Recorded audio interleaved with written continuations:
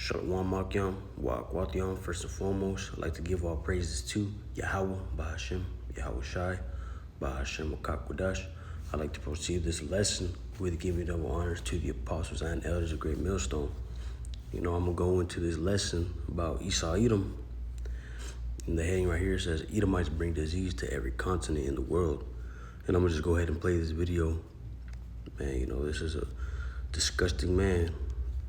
First sexual encounter with an animal came when I was about 11 or 12. I tried to have sex with the family dog, which was a miniature poodle named Miss Clavel.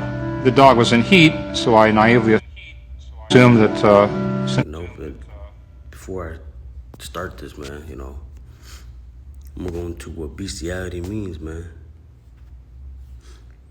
Bestiality refers to cross-species sexual activity between humans and non-humans, while the two terms are often used interchangeably, Salakia. It differs from zoophilia, which describes sexual attraction towards animals but not the act. And it reads, due to the lack of research on the subject, it is difficult to conclude how prevalent bestiality is, man. Man, they even got pictures to this shit. That's just disgusting, man. Hey, Esau Edom's customs, man. Go back to it.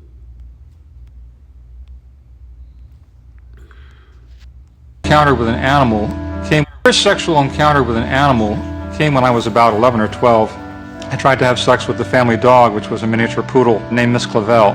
The dog was in heat, so I naively assumed that since she was having sex with a stud dog, she would be willing to have sex with me. Which she wasn't. It was an embarrassing incident. It was not very romantic. The reason why the Europeans were able to conquer the Americas was because the Europeans slept with animals. They were victorious not because of the guns and the steel they brought with them, but because of the disease. Wherever they went, devastation follows. And I don't think people understand the levels of devastation. But for example, in the 1880s, the Italian traders introduced the cattle disease rinderpest. Up to 90% of the cattle in parts of Central and Eastern Africa were killed by this disease. That included Tanzania, Kenya, Malawi, Zambia, and South Africa. From 1880 to 1890, it just took 10 years for them to destroy 90% of the cattle. The introduction of the slave trade brought disease as well, and not in the way that you think. Because of the introduction of the slave trade, specifically in East Africa, it produced new patterns of settlement. More people began to live in close proximity for security reasons, so they wouldn't be taken by slave traders. More people began living in close proximity, and previously inhabited areas became large forests that were a breeding ground for tsetse flies, especially in Central and Eastern Africa. Because of this, over 200,000 people died of sleeping sickness around the Lake Victoria area, just that area alone. When the disease spread to the Congo and to Zambia, it also did the same thing, killing hundreds of thousands of people. Now, European slave traders did bring diseases, but people tend to forget about the European settlers who drove it home. They brought smallpox, they brought jiggers that are... First sexual encounter with... Man, and let's just get this account too, man.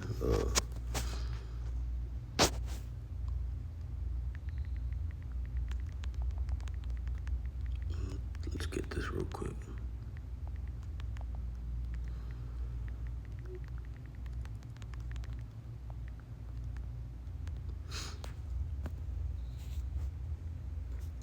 Native populations were introduced to smallpox primarily through accidental transmission from early European explorers, soldiers, and traders, a rapid spread along indigenous trade routes, and in at least one documented instance, deliberate biological warfare, because native immune systems had no prior exposure or generational resistance to the virgin soil virus. The resulting epidemics were catastrophic, man. And you see how they like to say accidental, man. It wasn't accidental, man. It was in part of his, part of his plan, man. Esau Edom, the so-called white man. Anyways, it reads accidental transmission and trade routes. Initial contact: smallpox arrived in the Americas on European ships during the early 1500s, hitting Caribbean islands like Hispaniola by 1518 before spreading directly to mainland Mexico during the conquest of the Aztecs. Inland spread, the virus traveled quickly among established native trade networks. It often reached communities hundreds of miles ahead of actual physical contact with white explorers, transmitted simply through human-to-human contact or shared items.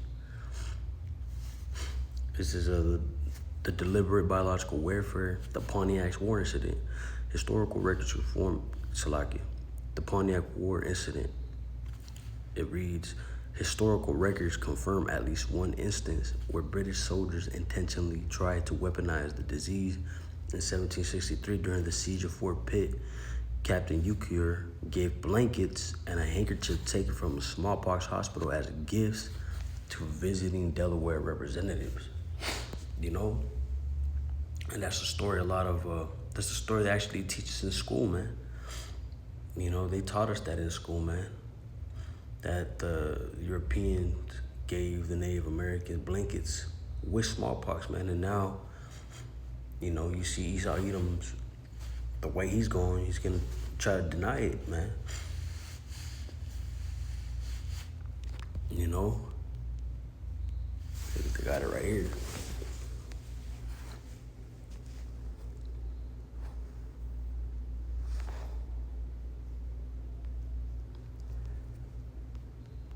Let's see.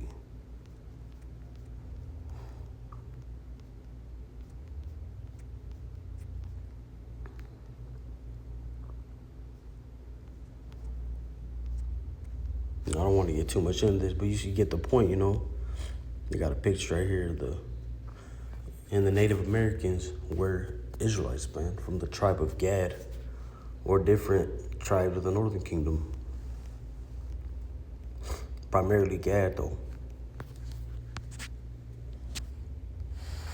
It's the book of Hebrews, chapter 12, verse 16, and it reads, lest there be any fornicator or profane person as Esau, who for one morsel of meat sold his birthright. You know? Man, let's get this in the GNT real quick. Hebrews 12 and 16, let no one become immoral or unspiritual like Esau, who for a single meal sold his rights as the older son. You know? And then reads afterward, you know, he wanted to receive his father's blessing, but he was turned back because he could not find any way to change what he had done, even though in tears he looked for it. You have not come as the people of Israel came to what you can feel, to Mount Sinai with its blazing fire. That's not the point. It's just 16 and 17, man. You know, he tried to get his blessing back, man. But, you know, we see his spirit, man. He's impatient, man. And, you know, dude sold his birthright because he was hungry, man. He sold it to Jacob, man. It's the book of Psalms, chapter 55, verse 21, and it reads, the words of his mouth were smoother than butter, but war was in his heart. His words were softer than oil, yet were they drawn swords. You know, and we see that with things happening now, man. Look at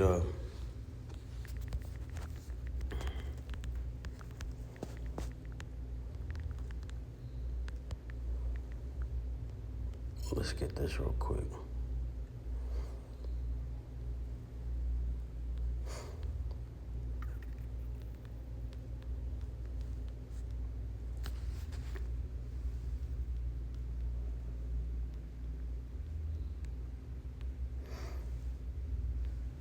Man.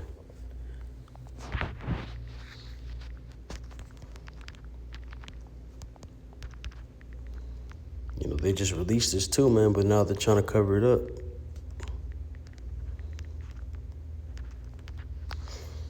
Suck you.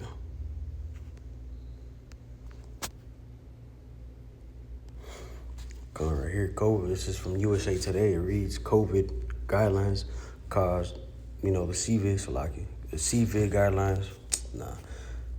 guidelines caused millions to suffer. Now Fauci admits there was no science behind it. When C-19 hit in 2020, I jotted down a makeshift will for my 4 kids under 12. It wasn't official, just a set of instructions for my children and other immediate family members in case anything happened to me. Bank accounts, passwords, and access to other valuable information. Nah, this nigga.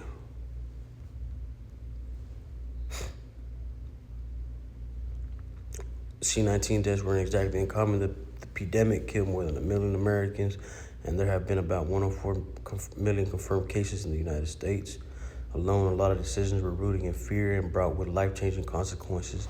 Statewide lockdowns, shuttered businesses, school closings, all were based initially on the social distancing rule of the Centers for Disease Control and Prevention. You know, this man, has lied, man. And then even they look at this AI shit. It says, Anthony Fauci did not admit to making up regulations, but he testified that the specific 6-foot social distancing rule sort of just appeared and was an empiric decision, not based on a clinical trial comparing the distances. He clarified that the Centers of Disease Control and Prevention, the CDC, formed the guideline based on historical assumptions about drop of transmission rather than hard data. Especially with the mask, man. They instilled fear in the people, man. Psalms chapter 55, verse 21. The words of his mouth were smoother than butter, but war was in his heart. His words were softer than oil, yet were they drawn swords. Man, this sly devil, man, Esau Edom.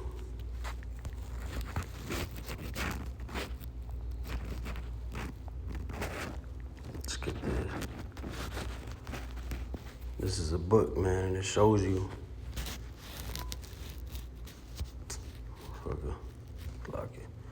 Shows you who Esau Edom is, man. It's a so-called white man.